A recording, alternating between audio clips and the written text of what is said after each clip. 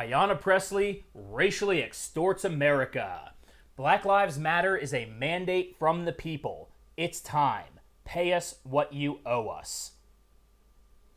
All right, before we get into this, just want to remind everybody to subscribe to the channel, like, share, comment, let me know what you think. Let me know what else you want me to cover in other videos. If it's in my wheelhouse, I'd love to give you guys what you want. Also, if you would like to help financially help the channel, because, you know, just a starting YouTuber here, there are links to my PayPal, Patreon, and Subscribestar down in the description below. Any donations are greatly appreciated and will help grow the channel. So, anyways, here we go. Representative Ayanna Pressley said on the House floor that Black Lives Matter movement is a mandate, and that time has come for people to pay us what you owe us. And this is absolutely disgusting. This is completely against anything that this country was founded on. We do not owe any group of people for anything. In fact, the ideas that this country was founded upon, the ideas that all men are created equal under the eyes of God, are a gift to everybody. And sure, historically they were not perfect. Started out, yes, there was racism in the history of America. And at that time, racism persisted the world over. It still persists the world over in many places of the world today, but because of the founding principles that all men are created equal, we are the country that has progressed beyond anywhere else in the world. So, let's see what she has to say. I rise today on behalf of every black family that has been robbed of a child. Every black family, okay. So, first of all, who are you to speak on behalf of every black family? Black people are not a monolith where one gets to speak for all. In fact, you, Ayanna Pressley, are a representative of a district in Massachusetts. You represent your constituents in your geographical jurisdiction. So, when you factor in all of the black people that have been killed by the police, unarmed black people that have been killed by the police in your jurisdiction, the number of people that you are now standing on behalf of, or rising on behalf of, as you say, is 0. So, oh, and also, what about all the white families that have lost people, or the Asian families, or the Latino and Hispanic families? Do you not care about them? No, you don't, because all you care about is furthering racial divisions in this country. All right. The Massachusetts Congresswoman and member of the squad said, on behalf of every family member that has been forced to see their loved one lynched on national television. Lynched on national television. You know how many people have seen their child lynched on national television? I'm going to go back to this. 0. Nobody's been lynched on national television. This rhetoric is so disgusting. It's so high, and I don't even know the right way to describe it. You know, let me just go into what else she says here. On behalf of every... First of all, it's not your place to speak on behalf of everybody. Speak on behalf of your damn constituents, the ones who voted you into office. Oh, and that, by the way, you know, you want to talk about racial oppression as you're sitting here as a sitting member of the U.S. Congress, a elected official, one of the most powerful people in the country? You are proof that everything you speak of is a lie. Because nobody had a problem electing you to office. Nobody had a problem making you one of the most powerful people in the country. Oh, but that's systemic racism that keeps you oppressed. Fuck off. These people speak from such places of privilege about their oppression. It's so asinine. So asinine. All right. The Massachusetts Congresswoman said of the squad, we have this before, driving while black. Oh, there's that old chestnut resurfacing. Jogging while black. Well, we all know that narrative was a lie. We all know that Ahmaud Arbery was not just out jogging. Nobody jogs in the attire that he had on. There was also video of him that he had just broken into a house that was being refurbished, and the police and the people who killed him, they had called the police. They weren't there to lynch him or execute him. Nobody says, hey, let's go commit a hate crime and call the police beforehand. What the fuck are you talking about? And this Ahmaud Arbery guy, Have you seen the footage of him? The dude was a menace. He was causing trouble. And he got what happens when you live a life of crime. It's going to happen one way or the other. Yet you got to make him the victim. You got to make him the damn martyr. Sleeping while black. You know, here's the thing. People of all shades, all colors, all race, they all get killed in unfortunate situations anecdotally. And that's another thing that she's trying to do. She's trying to take certain anecdotal situations that apply to one single incident, and she's trying to apply it to an overarching systemic problem that doesn't exist. You know, you can't just focus on one thing and say, oh, everybody now that fits this criteria, that fits within this monolithic category now has to worry about this happening to them. A white person died from having a boulder fall on him 10 years ago. Do I have to worry about that every day now? Are boulders out there killing white people? I know that's a stupid comparison, but you get what I'm saying. All right. On behalf, let's see. We've been criminalized for the very way we show up in the world. Show up in the world. Listen to the way these people talk. It's so stilted. It's so self-important. That's what I think these people pisses these people off more than anything, is that they are so important to themselves that they don't actually face racism. They just don't face people that care about them as much as they care about themselves. They're so egotistical. They're so self-centered. All she cares, it's so ridiculous, so ridiculous. Under the harsh gaze of far too many. The harsh gaze, like what are you up there reciting slam poetry? Come on, my black body is seen as a threat. No, it's not. If your black body was seen as a threat, nobody would have voted into fucking office. You fucking idiot. I mean, this rhetoric. This high horse rhetoric, this is what you call. So what she's trying to do is she's actually throwing black people under the bus here. She's throwing black people under the bus by instilling within them a sense of fear, a sense of otherization, a sense that they cannot walk around freely in the world without all the white people looking at them like, oh, they're up to no good. Well, meanwhile, she's stereotyping white people like a motherfucker there. Second of all, we don't care. And that's the problem. There was actually a recent study by the Pew Research Center. Excuse me. A recent study by the Pew Research Center that showed how important race is to people's identity. Let me go ahead and bring up that chart real quick.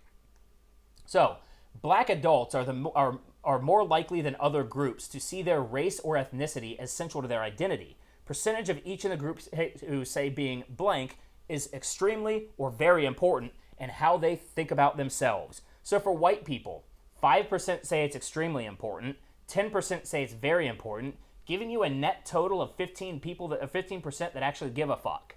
Now, you go down to black and you see 52% say it's extremely important and 22% say it's very important, giving you a net of damn near 3/4 that basically just view themselves along racial lines. Do you not understand what this opens you up to? If your immutable characteristics, your race, your skin color is that important to you, it's going to create a situation in which you all band together into one herd that can be very easily manipulated. For all the talk of diversity, your diversity runs skin deep. It does not care about what people think or about what their personalities, their values, their core beliefs are. When it comes to diversity, they don't care about that. But that's what really matters. What's in your heart, the content of your character. That was Martin Luther King. Yet now you see they're talking about tearing down statues of Martin Luther King because he was a Republican. Well, what did the Republicans do historically? I don't know. They were the party of the fucking abolitionists. They're the party of the abolitionists. Ayanna Pressley is a Democrat. You want to sit here and you want to tear down all of these statues of the founding fathers who created the idea that all men are created equal, who put that out in the world and let it grow? That idea was so far ahead of the marketplace when they came up with it. It was not the way of the world. That was a utopian vision, actually. Not utopian, but it was utopian in the context of meritocracy. It was utopian in the context of meritocracy that people would be judged just by what they bring to the table and not by the color of their skin. And so you want to tear down statues of the people who put that idea forth in the world to let freedom ring. But because of things that they did, like 250 years ago, and yet you belong to a Democratic Party that was the party of slavery, was the party of Jim Crow, was the party of segregation, was the party of the KKK. You belong to this party. Yet you want to tear down the Republican or the founders and the Republicans and anything that is like idealistically American. You want to tear that down for its racist roots while you completely ignore the abhorrently racist roots of your own damn party. The hypocrisy could not get any more alarming. You know, if it wasn't for double standards, the Democrats would have none at all. None. All right. Where was I in this article? All right.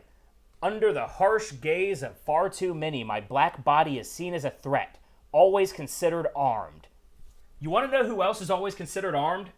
White motherfuckers from the South like me. And you want to know why we're always considered armed? Because we are. And because everybody should be armed. You know, it's our constitutional right to be armed. If you don't own a gun, you should go out and get a gun, especially if you have people other than yourself that rely on you for protection. Kids, women, vulnerable people, the elderly. You shouldn't be able to defend them, and being able to defend them means owning a gun. So I don't even know what that has to do with anything. Always considered armed. Just because you're armed doesn't mean you're dangerous. Actually, I guess it does mean you're dangerous, but it doesn't have anything to do with your intent. It doesn't mean you have malicious intent. We really need to reform our vision and the way we look at gun culture in this country. You know, for most people, if you tell an officer that you have a concealed carry permit, they're like, oh, okay, well, we know this person's not going to shoot us because they go by the law, they respect the guns, they know what they're doing, and they're a constitutionalist. They're not a thug. All right. Centuries of institutionalized oppression will not be done overnight. Institutionalized oppression. Okay, I'm glad you brought that up. Because who controls our institutions? Hollywood and entertainment. Democrats. Academia and the academy.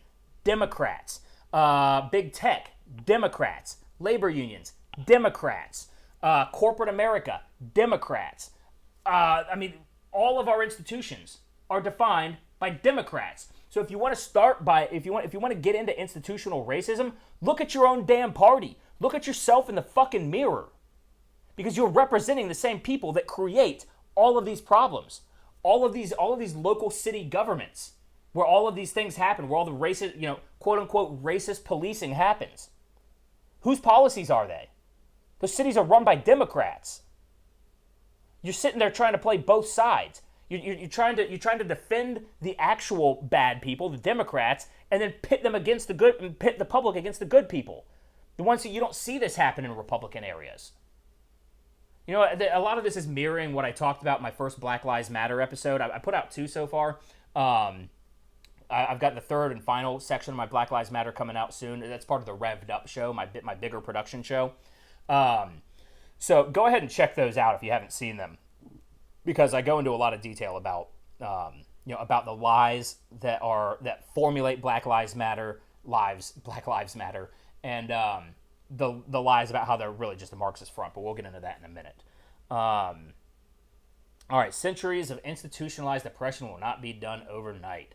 For racism in America is as structural as the marble pillars of this very institution. God, the language is so... It's riding the low road on a high horse. That is what it is. It's riding the low road on a high horse because this lady, all she wants to do is race pimp for her own power. And that's the problem. They're so pissed off that nobody cares anymore. You have these people, these Al Sharptons, these Jesse Jacksons, these Ayanna Presleys, that they gain their own personal wealth and power from pimping out the oppression of their own people for their own gain. And as America becomes less and less racist, as we become more and more integrated, as the history of racism fades away into the distance and nobody cares about race anymore, it's a threat to their individual power. And so they will exploit their own people to hold on to it. And that is exactly what Ayanna Pressley is doing. I guess that's a part of what Ayanna Pressley is doing, because I do believe Ayanna Pressley probably is a Marxist, and there's a lot of Marxist underpinnings to Black Lives Matter. In fact, it's all Marxist underpinnings. So, let's see. The Democrat added, with the power of the pen, we must legislate accountability, dismantle these systems, and move in the direction of justice and healing. First of all, lot to unpack there. Legislate accountability. How do you legislate accountability? You can legislate punitive reactions, but you cannot prevent people from doing what they're going to do. You can't legislate this. You can't legislate the darkness out of somebody's heart.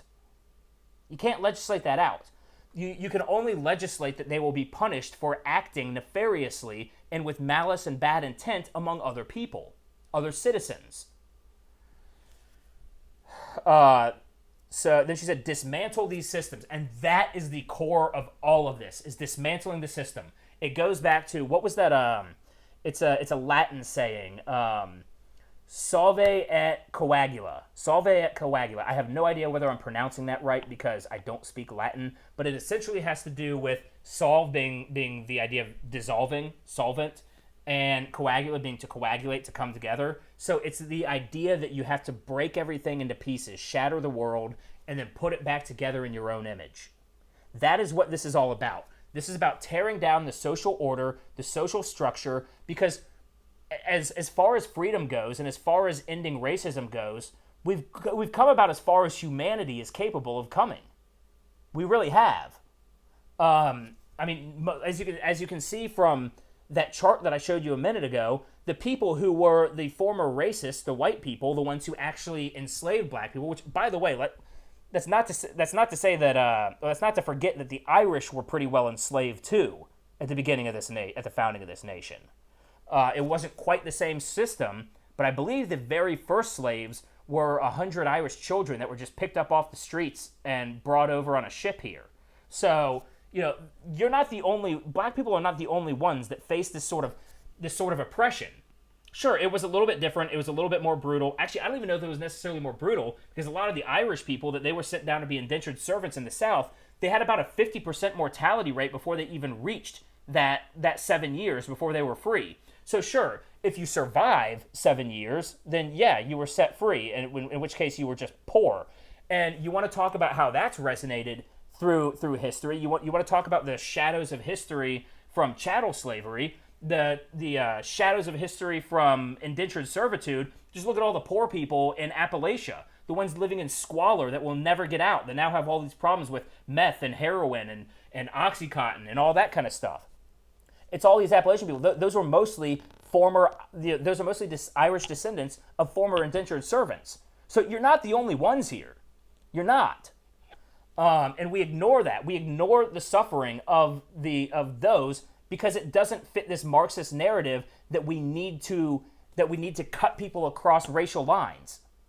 No, that is absolutely against the founding principles of this nation. We should not be cutting everything against racial lines. Those people were put upon too. Give them some damn credit for what they suffered through. Okay? You're not the only one, but you'll never give them that because to you, it's not actually about righting any historical injustices. It's about amassing power under that banner. Ayanna Pressley, you're disgusting. And move in the direction of justice and healing. I don't even know what that means.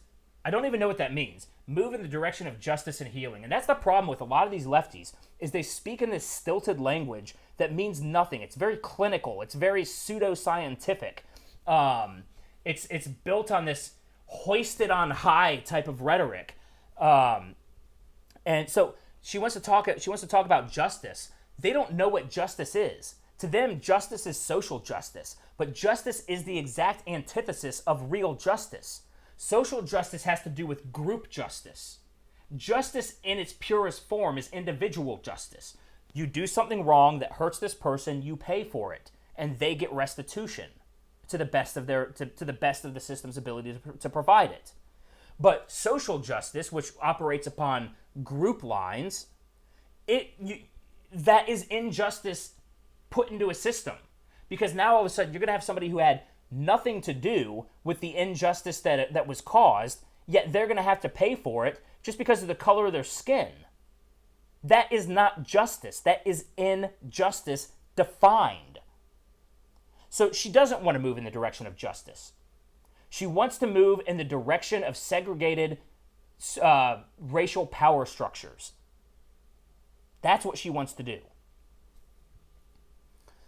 And healing. That's just one of those cheesy, hippy-dippy fucking lines that they throw out. Oh, we're here for healing. You're not here for healing because you're not fucking injured. Okay? You're not fucking injured. You're a congresswoman. You rose to be one of the most powerful people in the world, or in the country, which makes you one of the most powerful people in the world. You're one of the most powerful people in the country, though, and you were put there by people who voted for you, not caring that you're black. People don't care. There's like 10 assholes out in the woods that actually give a shit. And none of us even listen to them. None of us want to hear it from them. You know, somebody posted a racist comment on my last video, and I said, nah, man, get that the fuck out of here. Because there is no room for that shit. Because it is evil. But guess what? When you put it in reverse, it's just as evil. It's still the same practice. It still operates under the same mode. It still views the world from the same lens with just a different color, with just a different color sheet over it. You know? It's putting a different colored film over the glasses, but it's the same fucking set of glasses. All right, where was I?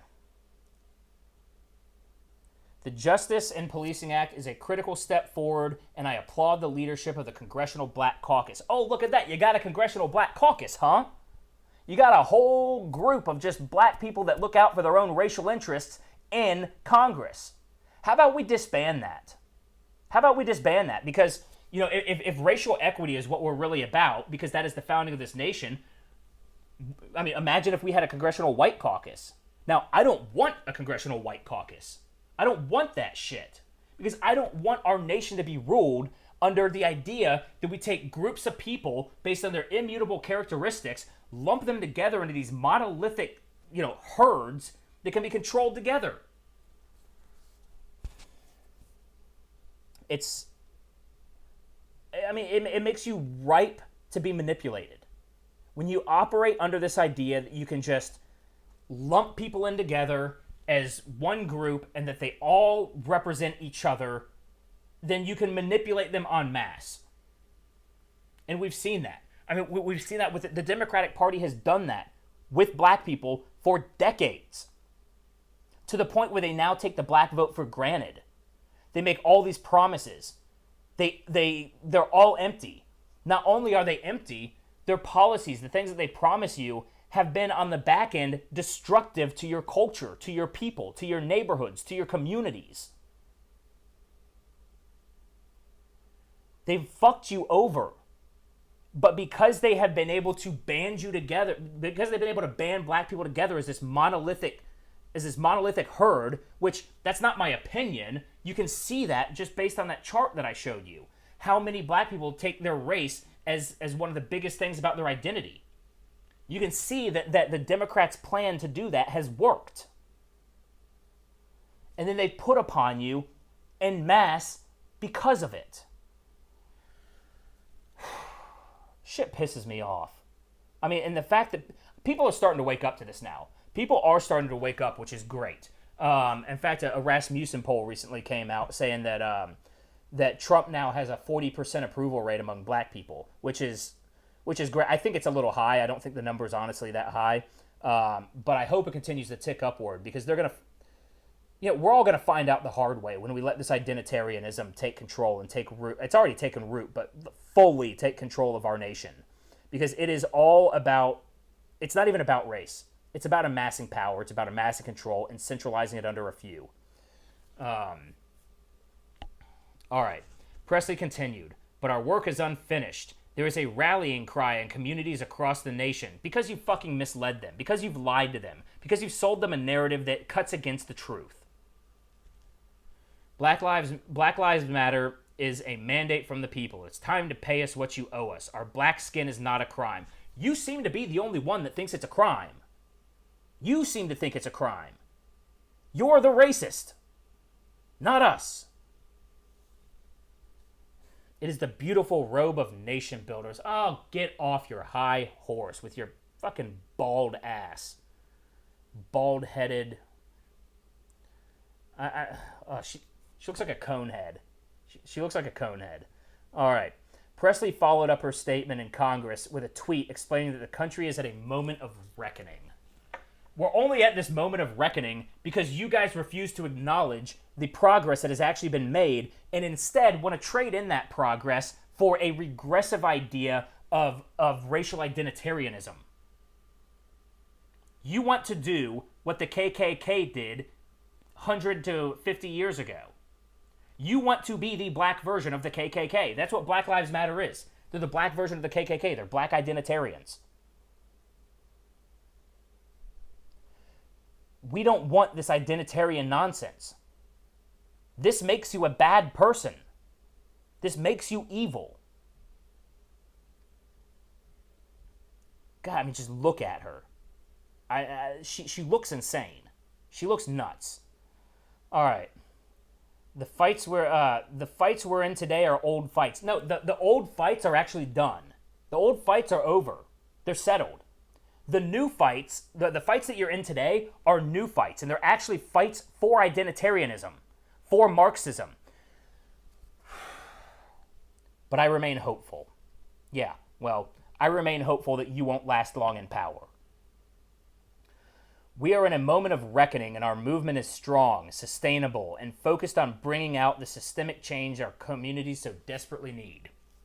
Now, maybe your communities do need systemic change. They need desperate change. They need desperate change, and they need it from a cultural level. And I'm not even putting this on black people. I'm putting this on damn Democrats. Damn Democrats and their subversive methods back in the 1960s with the Great Society to destroy the black community by making them dependent on welfare, and then through Democrats in the entertainment industry, in the media, especially in music, that devolved what was used to be an amazing rich black culture into glamorizing thuggery. Look at the people who have done this to you. Look at the people who have just decimated your culture. It's not Republicans. It's lefty liberals, Democrats. But the left is always projecting. And the left projects. You know, I used to always think that the left always projected as a means of like self-preservation. They didn't want people to be on to what they're really all about. But that's really not it. What it is they want to create such mass confusion. They want to take away any objective truth, so that there are two split realities that encompass the nation, and they can just tear each other apart, and from those pieces they can build together that world order, that communist world order. That's what their projections are about. It's about undermining objective truth. Pressley's words come as Black Lives Matter has grown in prominence and has seen a spike in fundraising. They've seen a spike in fundraising because they're gaslighting the American public and making them think that it's actually about black lives, when really all it is about cultural Marxism being used to rip apart the fabric of a free society so that they can put it back together under an economic Marxist system. But this is what they don't realize. This is what these useful idiots do not realize, because they don't know history. You know who the first people to get killed after the communist revolution is? It's the revolutionaries. It's the revolutionaries, because these useful idiots are being used by the people, by the small group of people that want to amass and centralize all of that power and enslave the world underneath them. They go and they take these revolutionaries and they send them out into the world to do their bidding, thinking that they're doing some great thing. It's a political bait and switch. And then once they've amassed that power for their masters, we can call them masters because that's exactly what they are. Useful idiots have masters. Once they've amassed that power, their masters look at them and say, "Well, these people know how to foment a revolution. They know how to foment this. They know how to overthrow us. Give them the wall. They're the first people to get put up against the wall and have a bullet put in their heart. They face the firing squad first. History tells us that time and time again. So all of these people that are out there, Marxist revolutionaries, all of this, you're begging for your own death because that is what you're going to get when you achieve what you think you want. All right. So Pressley's words come as Black Lives Matter has grown in prominence and has seen a spike in fundraising amid peaceful protests and riots that have spread across the country since George Floyd's death. The president of the Greater New York Black Lives Matter said this week that if the United States doesn't give the movement what it is asking for, we will burn this system. We will burn down this system and replace it. Doesn't sound like you're asking for anything. It sounds like you're giving us an ultimatum and a violent threat attached to it. That's not asking. That's a declaration of war. And it needs to be met as such. I'm not saying by the military, but it needs to be, I mean, the battleground of ideas. This is an informational war. This is information warfare. It's a battle for the hearts and minds of the people. And it is a war. And it is a war more dangerous, likely, than most physical wars. And, you know, we as people who believe in the founding principles of this nation, we're weakened, or we have, I'm trying to think of the right way to say this. We have vulnerabilities because of our belief system, that we feel like freedom has a bit of a paradoxical element to it, and that the steps needed to defend freedom and liberty might undermine the very principles that you're standing for. But as G.K. Chesterton said, there's a thought that stops all thought, and that is the only thought that should be stopped. Well, that thought is communism. That thought is Marxism. We see that today through cancel culture, which is going to be the next, which is the precursor to gulags and re-education camps. It's going to stop all thought because it's going to be, you're going to be prescribed what to think. I mean, it's the Orwellian future. We're in it now. We're already in it. It's already begun. But we can stop it because it has not completely taken root. I guess it's taken root, but it hasn't borne fruit. Hasn't bared fruit. So we as conservatives or libertarians, civil libertarians, or even, you know, classical liberals, you know, people who would have called themselves liberals 20 years ago, but now look at the left and like, what the hell is wrong with these people? All of us, we view liberty as something that is granted to everybody with no limitations. But that is not true. Every liberty comes with a mirror inverse. So say, if you want to give a speech at a college campus, you have the right to give that speech. But the fact that you have the right to give that speech means that people who don't want you to give that speech don't have the right to come and shut you down. Well, we have liberty as the ideal of this country. So anything that cuts against the idea of liberty in its implementation should be considered an ideological enemy to the founding of, to this country. So we need to be able to step up and defend it. Sure, you can sit there and write Marxist gobbledygook all day long, but the second you try to implement anything, the second you try to cancel somebody, it should be illegal for Twitter to ban people. It should be illegal because that cuts against our Constitution. It's an unconstitutional act. You know, we need to shore up our defenses, and we need to stop looking at liberty as this thing that has no bounds. It does have bounds, or it's supposed to be boundless in the ideas that it always progresses itself. It should not be limitless to the point where you let all of the ideas that are going to tear it apart and destroy it should be allowed in. No, we have to learn how to defend liberty. We got to get over that mindset that defending liberty is to undermine its core tenets, because it's not. You have to preserve it or it will go away, and what was the point of it to begin with? So, yeah, so Trump said, the comment was heard by President Trump, who referred to it as treason. Yeah, Black Lives Matter leader says, if U.S. doesn't give us what we want, then we will burn the system to the ground and replace it. This is treason, sedition, and insurrection. Yes, it is, because it is a declaration of war against the principles, the core fabric of our society, the traditions and values that we hold dear. It is an assault on that, and that should be met. It should be stood up to. We shouldn't roll over and die for these people. You know, and Republicans have been so goddamn spineless for as long as I've been alive that they've spoiled the left by just rolling over and playing dead. And now we finally have a man in Donald Trump that comes in and stands up to them and says stop. And they go crazy because they have been spoiled, because nobody's told them to stop before. Nobody said no to them before. Nobody's told them you can't do this. Well, guess what? Donald Trump is saying you can't do this. I'm saying you can't do this. And I hope you're telling people that, no, you can't do this. Please share this video because we need to get this message out. We need to get over the idea that liberty means we can't defend liberty. Okay? Spread that message. We have to fight against our ideological enemy. And it always works through subversion. That's when you should know that you're dealing with a true and genuine enemy. When it works through subversion. They tell you it's about black lives, but it's not. It's about Marxism, cultural Marxism.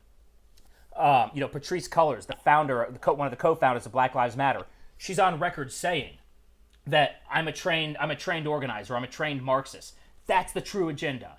It's not black lives. So it works through subversion because the architects of these structures know that it is evil and know that people don't want it. They personally stand to benefit from it, or at least they think they do, so they advance it because they're evil people who put themselves above everybody else. So, whenever you have anything that operates through subversion in that way, it's cowardly. Too cowardly to show its face and fight in the open because they know they will lose. Because if people knew who they were, what their agenda truly was, and what they're really all about, there is no way that we would stand for it. And they know that. So they lie, they subvert, they trick, they deceive. Well, that shit ends today. Thank you guys for watching this. If you like this video, please share it. And I hope this message was clear. So, hope you guys have a good day.